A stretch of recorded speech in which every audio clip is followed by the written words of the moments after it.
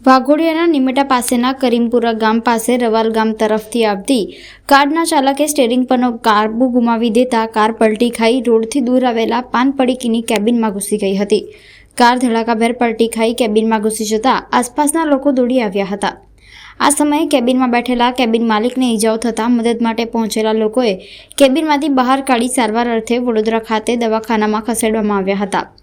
Police પાસેથી મળતી માહિતી પ્રમાણે કાર ચાલક તેમજ કારમાં સવાર અન્ય 2 યુવાનો રવાલ ગામ નજીક આવેલી ITM વોકેશનલ યુનિવર્સિટીમાં અભ્યાસ કરતા હોવાનું જાણવા મળ્યું હતું।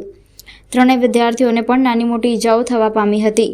પોલીસે આ મામલે કાયદેસરની કાર્યવાહી હાથ ધરી છે। આ બાજુથી ગાડી આવી સાહેબ, મેં ખાલી ચા લઈને સાઈડ પર હતી અને ભાઈ ખાટલામાં ઊંઘી રહેલા ને એકદમ જ ગાડી આવી ને એટલે એમને ગાલ દીધા મહી ડાયરેક્ટ હો વાગ્યું છે। 2 હાથ એમ થઈ ગયું છે, આ કમરમાં વાગ્યું છે। સાહેબ બીમાર હતા, આપણે મેં 4.5 લાખ રૂપિયા ખર્ચો કર્યો ત્યારે હું મારું નામ પઠાણ મુજફ્ફર છે। મારો પપ્પા નિમેટા કમ્પાઉન્ડ ખાતે કેબિન ધરાવે છે પાન પડીકીનું। એ બપોર 3 વાગે આજે બેઠા હતા લારી પર, ત્યારે આ વાઘોડિયા સાઈડથી પૂર ઝડપે ITMના સ્ટુડન્ટની કાર આવી। કારમાં લગભગ 3 થી 4 છોકરાઓ જેવા સવાર હતા। પૂર ઝડપે કાર આવતા અમારા કેબિનમાં ઠોકી અને કેબિનનો આખો કચરધાન કરી નાખેલો છે।